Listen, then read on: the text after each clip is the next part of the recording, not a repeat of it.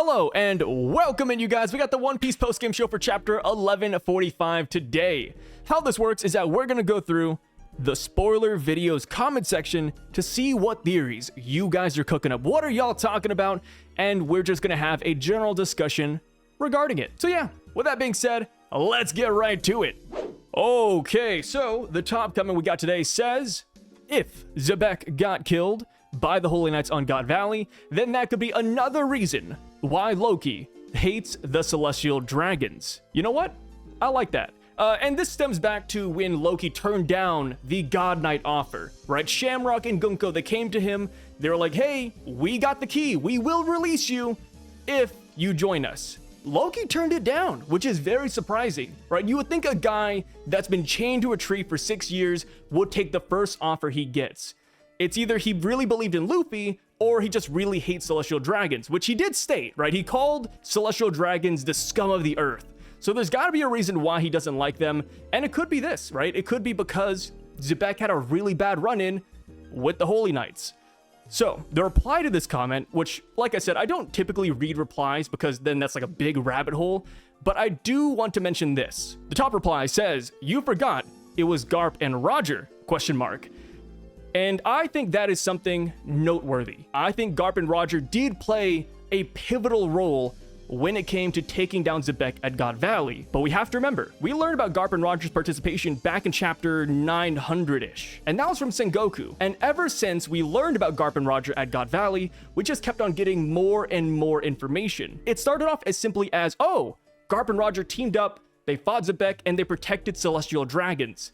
But as time has gone on, we learned that the God Knights exist. We learned that Saturn was there. We learned that Kuma, Ivankov, and Ginny were there. We have learned so many new details regarding God Valley that I wouldn't be surprised if they also said, hey, the Holy Knights were also assisting Garp and Roger when it came to taking down rocks. Because you gotta remember, like, they were protecting the Celestial Dragons. You know, Garp and Roger were protecting those guys. So I'd like to imagine the Holy Knights were helping them out on the Rocks D Xebec front, right? I don't think it's too crazy to say that. Especially when you saw Shamrock at God Valley saying, hey, Holy Knights, it's time to mobilize, right?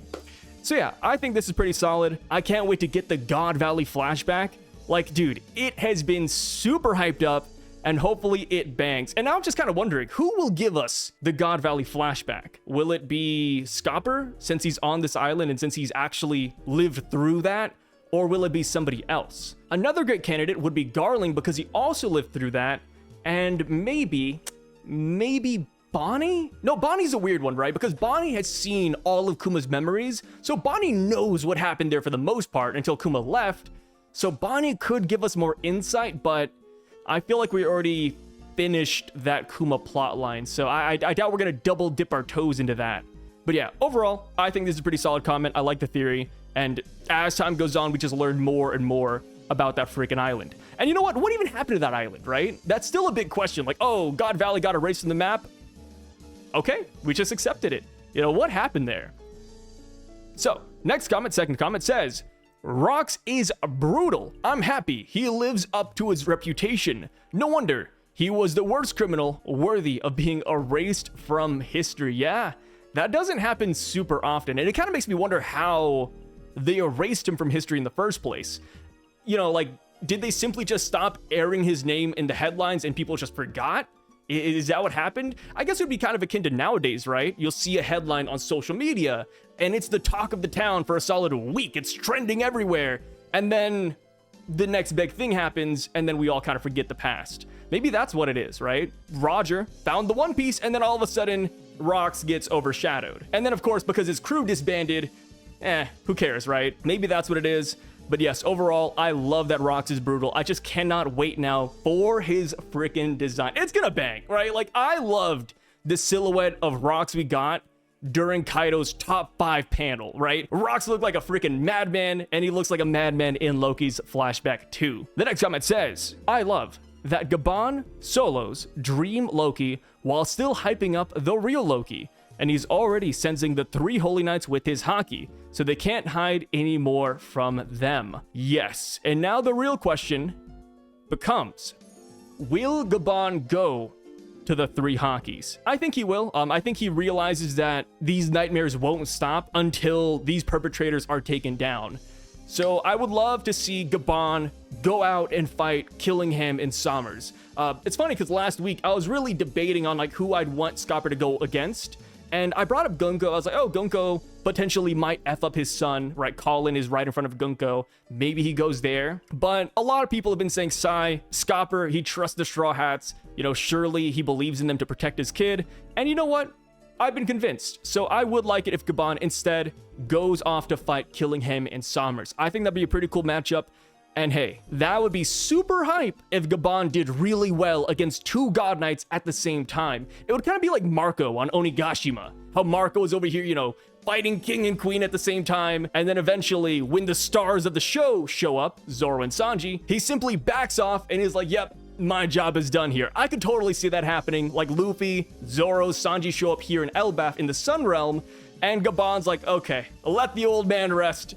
The new generation has it. Or maybe Gaban just beats him. I would also like that too, right? I would also love a full-on fight with Gaban, but I don't think Oda's gonna do that. The Gaban thing wasn't the voice of all things. Regular observation Haki also gets referred to as voices. Law also stated he can't hear Luffy's, quote, voice anymore in Wano. And yeah, I agree. I've had some time to rest with this, and I do think that this was just simple advanced observation Haki. I don't want to call it regular observation Haki because Gaban is like the only person who sensed these guys consistently. He sensed them at the castle when they first spawned in, and he's the only person who senses them now in the Sun Realm. So Gaban's Haki, while it is observation, it's like tiers above everything else we've seen. I think the reason why I always bring up the thought that observation Haki might be voice of all things is because of how they word it. I wish they used a different word, right? Maybe sense would be better, or I feel a voice, right? Just saying I hear a voice, it's like, okay, is this the voice of all things, right? Like, I wish there was like more distinguishment between the two. I feel like in Japanese that is the case, but obviously when they translate it into English, it's just voice. So yeah, I understand now. I think it is also just observation Haki. Going down, they say, shoving meat down his throat is crazy. Hey. Luffy did it, not me, right? Luffy's over here spoon feeding Loki. You know, blame him. The wording is crazy, but I'm just reading it how it is. Xebec is a freaking savage. He said, F them kids. Yeah, dude, Xebec is wild. And I think what's even more wild is that the kid in question is Loki. And Loki, even after what Xebec did to him, still respects him. He still idolizes him. Like, put Luffy in that situation and put Shanks there. Imagine if Luffy got captured by Higuma, we go through the whole shebang, and then we have that scene where Shanks sacrifices his arm to save Luffy. Imagine if Shanks did not do that. Instead, Shanks is just watching like, oh, there goes Luffy, you know, like, that's his fate. Like, imagine if he just let the Sea King eat Luffy. Like, that's what Rox would have done. And yeah, Loki still respects him, and I think that says a lot about his character, and I think that's kind of nice in a weird way, right? Like, everybody has a different hero. It's kind of like how Bellamy really liked Doflamingo, and Doflamingo was a complete asshole, a complete psychopath, but it just be like that, man. So, next comment says, Elbaf is peak, Sai is peak. I appreciate it, brother. Elbaf has been really good, though. It's pretty insane to me, at least, how we've only been in Elbaf for around 20 chapters, and so much has happened. Like, Elbaf has been really fast-paced. I know it doesn't feel like that sometimes going week to week with these chapters, but when you really contextualize it, it's fast as hell, brother.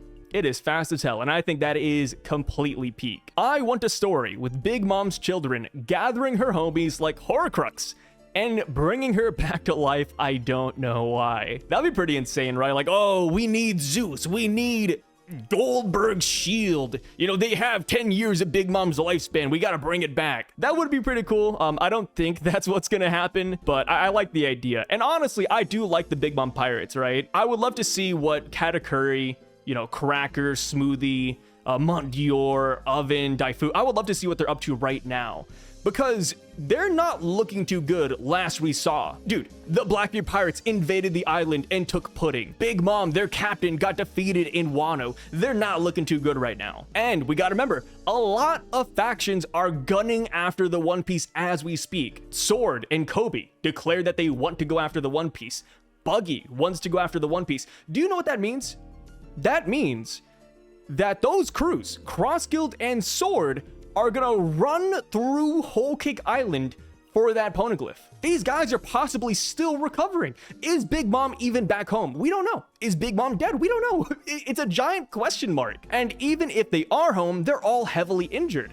So if Sword runs through, if Crossguild runs through there, Big Mom's group is gonna have no time to recover. You know, I kind of feel bad for them. But yeah, overall, I would just love to see what Big Mom's crew is up to right now. Are they still being ran through as we speak? I gotta see it. And it's hard because there's so many factions in One Piece that I feel that way towards.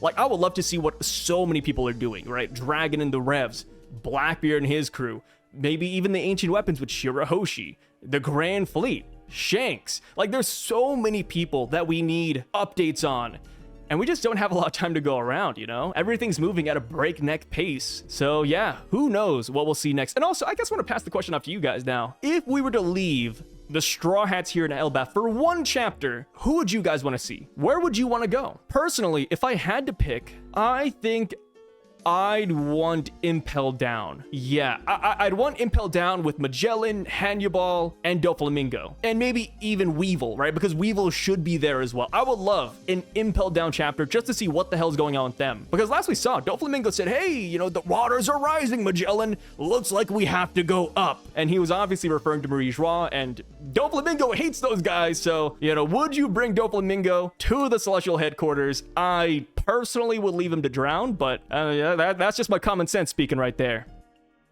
So this comment is a little bit longer than the other ones, but it says, I think in God Valley, after fighting and starting to lose, Rox told his crew to disperse, just like how Luffy told his crew to run away in Sabaody. So the crew dispersed, but Rox couldn't because of his injuries fighting against Garp and Roger. So he and some other rabbits, parentheses, citizens of God Valley, who were left behind, got nuked by Uranus. I think it was used its last bit of fuel there. So later, the elders, probably Saturn, asked Vegapunk to create a super battery to power the entire world. And Vegapunk created the Mother Flame to power the world, but it got misused to power up Uranus. Well, it will be a good parallel to Luffy and Rox, how in Sabaody, Impel Down, and Marineford, Luffy got help from his friends and allies to escape the dangerous situation, but Rox couldn't because of his personality of being violent and died by the attack of Uranus along with the rabbits, erasing God Valley from the world. If so, then Garp probably knows the government possesses an ancient weapon. And I agree. I think Garp knows a lot, actually. Right? Garp seems like one of those characters that just knows, I would say he almost knows even what the One Piece is, or at least where it's at. Because Garp and Roger, man, their friendship is pretty crazy when you think about it. Roger did not trust anybody with his son except for Garp. You know, Garp was Roger's rival for many, many years. Garp was at God Valley. You know, Garp hates the Celestial Dragons. Yeah, I think Garp has a wealth of knowledge in his possession. As far as the Rox and Luffy parallel, I really like that. I do wonder though, with Rox being this violent character, you know, a bad captain who filled his crew with a bunch of powerhouses and conflicting personalities, would he really tell his crew to leave him behind? Or would he really sacrifice himself to save his crew? I don't think so. I know that's not exactly the point you're making here. You're saying it's just a parallel, and I agree. But yeah, maybe it was a mutiny. Maybe it's the opposite, right? Where Luffy's friends all trusted Luffy. Maybe none of Rox's crew trusted Rox. Maybe Rox was like, hey guys, get my back. We're gonna go take them down. And then, obviously, Kaido, Big Mom, Shiki, Captain John, and all them, they realize that Rox is losing his mind, and they all leave him behind instead. I think we do need to see a mutiny in One Piece, because that is like the most pirate thing out there, right? A mutiny, where the whole crew turns against you. I think we need that, and if it happened to Rox, I think it'd be pretty fitting, right? He just filled his crew with a bunch of egos, and that is what he got. This comment says, I wasn't convinced before, but now I'm convinced Rox is the man with the eye patch that Oda mentioned. And that is because in this chapter, Oda hid his eye. Like, he showed, like, I think it's like this eye. He showed this eye, but he didn't show that eye. He covered it with the dialogue box, and then in another one, he just straight up cut it out of the panel. So I like the eye patch theory for Rox D Xebec, but there are a couple of things that hold it back though. Actually, two instances that hold it back. And that is when we saw Kaido's top 5 strongest characters, right? Because Rox was there and we saw Of course, it was silhouetted, but we saw the outline of his face, and there was no eye patch there. And then, when Sengoku thought about rocks, we saw both eyes. One of them was not covered. So I think there's some things that hold that back. I think simply another answer, instead of it being an eye patch, maybe he has heterochromia eyes. Kind of like Gunko, where, you know, one of Gunko's eyes is like black and white, and then the other one is white and black. I think it could be like that, and that's why Oda has shown both eyes, but also didn't show both eyes in this latest chapter. This comment says, I love how the left-hand Gaban seems to have extremely strong observation haki, similar to Sanji, specifically noticing first when Luffy's heartbeat started as Gear 5th. Yes, the Sanji and Scopper parallels are super strong. I mean, it's very apparent what Oda's doing here, so much so that when Luffy and Zoro first met Scopper, one of the first things they said was, oh, so this is what Sanji's gonna be like when he gets older, huh? So yeah, I love that. I do want to see if Gaban even has like a special type of observation haki, like it's so strong it can see like extremely far into the future, like Shanks, for example, right? Shanks saw 10 seconds into the future. Can Scopper go beyond that? Can he see 20 seconds into the future, 15 seconds? I would love to see Gaban just really flex what observation haki can do. And also, there is one thing from Volume 4 Billion that we heard of that we have not seen utilized in the series yet, but we heard that Shanks actually has the ability to cancel other people's observation haki. Can Gaban do that? I'm curious, man, I'm curious. Like I said, we haven't seen that in the series yet. It was simply in the Volume 4 Billion data book, but if Scopper shows that to us firsthand, I will love that, man. That'd be super sick. Like, imagine what that would be like. Like, you're trying to predict what Scopper's going to do, and you're like, man, I cannot see the future anymore. I cannot sense where the hell this guy's at. This comment says, no, Sai, Big Mom did not create the shield homie. Carmel still had that fruit 63 years ago in Elbaf, so Mother Carmel was the one who created Nash, the shield homie. This means that the homies can live even if the user of the soul fruit dies. So Zeus being alive doesn't mean that Big Mom is alive as well. So this has been... This whole thing with Nash and how he's alive, this has been tossed into the wind a lot recently, and that's because of the different translations. In the spoilers, they said, oh, like it's from the Mother Carmel fight, right? But now that we have the Viz official and TCB and a lot of other people coming in, it sounds like Goldberg's dad left at a later date to fight and clash with Big Mom. So I do actually believe that Big Mom is the one who created Nash. Maybe they didn't create Nash for Goldberg's dad. I think the more likely answer is that Big Mom created Nash and it belonged to one of Big Mom's commanders, or maybe it just lived in Whole Cake Island, and then Goldberg simply stole Nash and brought it home with him, kind of like how Nami stole Zeus, or poached Zeus, right? But yeah, in the spoilers, I can see why people thought this. In the spoilers, it did allude to Nash being created a long time ago, but now that we have the official chapter and multiple translations, it does seem like Goldberg fought Big Mom at a later date, which is even more interesting, right? That's some crazy world building. Like, let me make sure I'm not getting this wrong. All right, so here it is verbatim. Goldberg says that shield came to life like that way back years ago when my dad went on the expedition to vanquish Big Mom.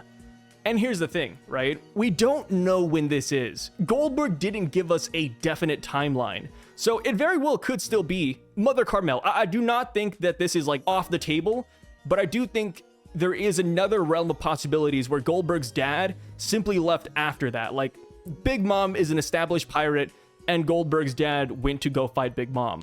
If they gave us an exact timeline, or if they mentioned Carmel, or if they mentioned young Big Mom, or if they even mentioned Elbaf, right, because Big Mom rampaged here in Elbaf, then I would believe this more.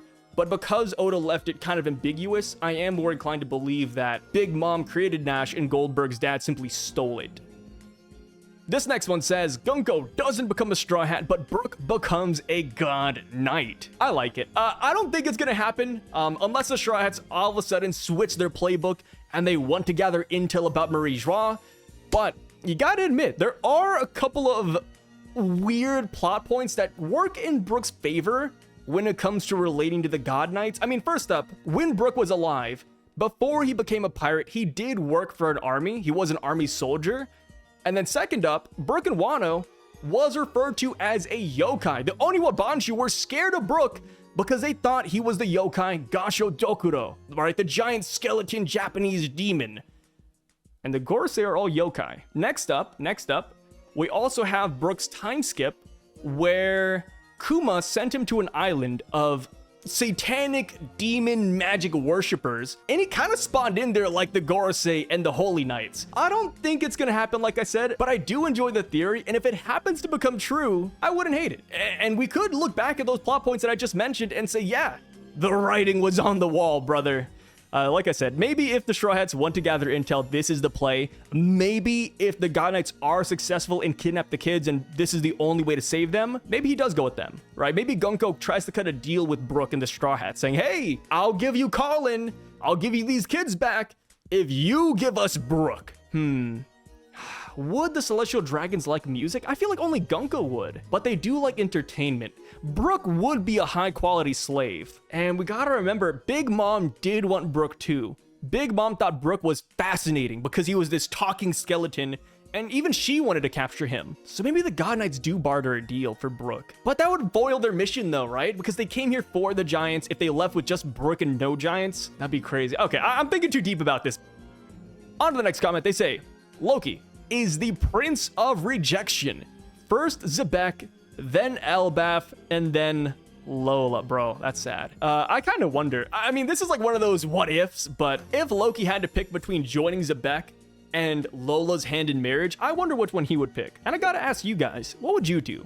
Would you rather join your dream band, your dream crew, have a great group of friends, or would you rather meet and be with the love of your life? Let me know down below. I never understood why people thought Rox was a fraud. Kaido had him in his top 5, and with all these conquerors and future Yonko, you'd think they would have tried Rox. It's been stated, Rox's crew frequently fought each other. You don't think Rox was the top dog seeing as he was the captain? Question mark? Yeah, I mean, these are the reasons why I always thought Rox was that guy. I never thought he was a fraud, but as far as why people thought he was a fraud, I could also see that too. And that's because Oda likes to play with parallels. It's not even like a subjective thing. It is objectively true that Oda loves his parallels. Of course, he doesn't always go full send on them, but people thought that Rox was a past version of Buggy, where Buggy has cross-skilled and he has all these big egos and all these strong characters around him. So I could see why people thought Rox was a fraud. Of course, there was never a good explanation for the Kaido top 5. I think this one does like poke a hole in that theory pretty hard. But yeah, I think it was a fun theory while it lasted. But with this chapter, of course, I think it is completely cooked. I see people still saying that Rox is a fraud because he simply beat a kid Loki. But you gotta imagine, man. Whitebeard witnessed that fight. Loki was stabbed. Like, even if he is not strong, he is still a vicious, vicious guy. So, considering Loki met Rox, the likelihood of the Kanabo Loki is using in the flashback being the same one Kaido uses has grown. Alright, I was in the same boat here. I thought this was a really fun theory, and I thought it could even be true, but I went back and I looked at some flashbacks with Kaido, and he had the Kanabo all the way back in Vodka Kingdom. Kaido was using a Kanabo before he joined the Rox Pirates, so the timeline does not match up, sadly. It looks like Loki and Kaido just simply had the same weapon of choice as kids, which is pretty crazy, right? I mean, I guess it's not that crazy. Like, when you think about the world of One Piece, do you have a sword? Do you have a devil fruit, a gun, a kanabo, a hammer? Like, there's not a lot of weapons, so I guess eventually we'd get 2 characters that shared a kanabo. But yeah, TLDR, timelines do not match up. Kid Kaido at Vodka Kingdom did have a kanabo as well. But like I said, still a fun connection. Dragon is on my betting for who actually got Rox's will in full, whilst Teach is a Weevil-esque mimicry of Rox's true goal and means used. Okay, so Rox's will. We don't know too much about Rox, but we know that he wanted to be king of the world. I think that right there kind of says that Dragon does not have that will. I just feel like the simple answer is that Teach and Loki have Rox's will. We got to see more about Dragon. You know, we don't know too much about him. Hell, we don't even know his backstory yet, right? Oda's still hiding that, so I'm not exactly sold on this quite yet. Next year's April 1st, Sai. And the most insane reveal at the end of the chapter, Dragon is making a move. Yeah, it was crazy. The spoilers for 1145 came out on April Fool's, and it was just insane to see how many people thought it was fake. And I gotta admit, right, I get it. There's a lot of companies and a lot of people who partook in April Fool's, so I get it, right? You hop on YouTube, you hear about D Xebec, it's probably not true. But you gotta imagine, if the leakers wanted to pull off an April Fool's joke, I think they should have full sent it. Like, instead of, oh, you know, Rox showed up in a Loki flashback, no. You gotta say, Rox is here in Elbaf. Rox descends from the heaven world. You gotta get insane with it. And that's how I think April Fool's should be. You know, we can't have any of these half-assed, you know, Rox in a Loki flashback. No. You gotta get insane. Dragon is here. You know, Dragon finally shows up and Luffy's mom saves the Straw Hats. Like, something insane. But yeah, who knows? Next year, when April 1st rolls around again, let's hope that the spoilers are at least a little bit more tame than this year, right? This one says, my thought is this: drunk Usopp is the brave warrior of the sea. He fights, killing him, no diffs him, which will shock everyone. But drunk Usopp has no fears and remembers nothing about the fight. The next day, he is celebrated as the savior of the children. Don't know what's next. I like how you ended that. You could have stopped right here, but you simply said, I don't know what's next. I like this, and I did believe this too, but in this chapter and even last chapter, it looks like Usopp sobered up. And if I recall correctly, yeah, here it is, but Usopp is actually shocked by Gunko. This isn't drunk Usopp anymore, sad to say. I wish he was still drunk. Hopefully somebody shoves a beer bottle down his throat. Hopefully somebody just splashes Usopp with alcohol, because I do agree, drunk Usopp could put in some crazy work. Man, when Usopp was drunk, I was cooking up some theories like, oh, you know, Usopp, he's not gonna be a slingshotter like he was before. He's gonna start trick shotting instead. You know, maybe Usopp whips out a gun because he lost his slingshot. But no, he is sobered up, sad to say. If Jinbe can use water in the clouds, he would have been super broken during Skypiea. Dude, you're not wrong. Dude, Jinbe versus Enel. Who would win? Okay, Jinbe of today, not Jinbe of the past, but Jinbe of today versus Enel. And Jinbe can use clouds for his Fishman karate. Would he win? I don't know. I feel like Enel does still have the upper hand. Because if Jinbe hops in the clouds, and if it acts the same way as water, then Enel could simply electrify the clouds dash water, and then Jinbe would get cooked. That's a tough one. I don't know, man. Enel is so broken. I really hope he makes a comeback in the series. But Enel is such a weird character to write in because of his ambitions, because of who he's affiliated with, the fact that he went to the freaking moon, his knowledge about the ancient weapons. Like, Enel, I just don't know how Oda is going to integrate him back into the story. I feel like he will. I feel like it's almost guaranteed that Enel will come back. I just don't know in what capacity. Like, will he be in the final war? Will he be an ally? An enemy? Will he help Emu? I don't think so, man. I really don't. But yeah. Next comment says, One Piece has this very common trope where the first few antagonists we face off in an arc end up becoming allies. It happened with Road, and then maybe Loki, and I can see Gunko betraying the God Knights and joining the Straw Hats' side. That's not bad. I mean, I like the Gunko for Nakama or Gunko as an ally theory. I think what we really need to just push this one way or the other is her interaction with Brook.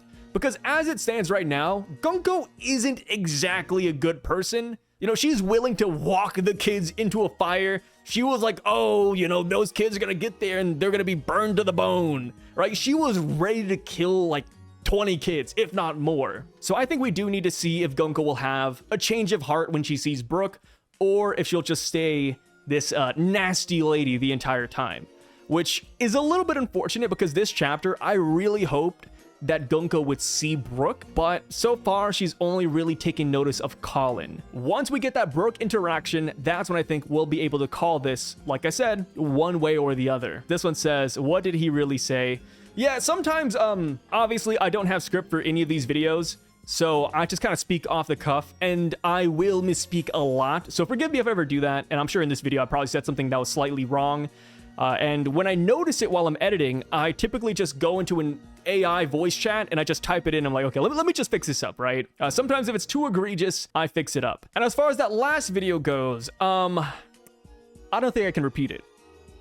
Xebec was there in Elbaf looking for Big Mom's whereabouts, perhaps, or it was them who stole the royal treasure. He nearly killed young Loki because Loki seriously challenged Xebec in a 1v1 duel like a warrior. We knew Whitebeard didn't like a meaningless battle, but Xebec was different. It might be Xebec's way to accept every challenge thrown at him. Rookie Roger could be always challenging Xebec from time to time, chasing him and fighting Rox multiple times until God Valley. Yeah, the way Roger talked to Rox in the God Valley flashback, or at least the 1 or 2 lines we got, it does make it seem like they fought each other before, like, oh, Rox, stop it, and then Rox was like, get out of my way, Roger. Like, they were very casual there, right? So I could see that being the case where it's almost like the relationship Garp had with Roger. It seems like Roger might have had that same relationship with Rox. It was like a weird 3-way love triangle of fighting. As far as Xebec goes, I think you brought up a really good point, and this is why I pulled up the comment. But I wonder why Xebec went to Elbaf in the first place. Did he simply want to go there to hang out? Or was he there for something or someone? Maybe the 4th road poneglyph? No, okay, it's not an Elbaf, because we knew that it was in Fishman Island and then that got stolen, so it's not an Elbaf. So Xebec came here for something else. Or, like you said, someone else. Maybe he heard about Loki, maybe he heard about King Harold. Ooh, that'd be cool. Imagine he came there for King Harold. And that is how he ran into Loki, because they were at the castle, right? Maybe that's it. And then Loki followed him all the way to the bar. Xebec talking to King Harold in the past. That'd be an interesting lineup. I mean, King Harold is a really shady guy right now, right? Between his God Knight connections, between him wanting to progress Elbaf, and then maybe Xebec now, Carmel. The King Harold backstory is going to be insane. It's going to be like some Game of Thrones stuff, man. But yes, with that being said though, guys, thank you so much for joining me in today's video. I really freaking appreciate it. Thank you so much for your time here. And yeah, that's pretty much it. When the spoilers drop for 11:46, I will be there and I will catch you guys then. But take care till then. Have a great rest of your day. Peace out, y'all.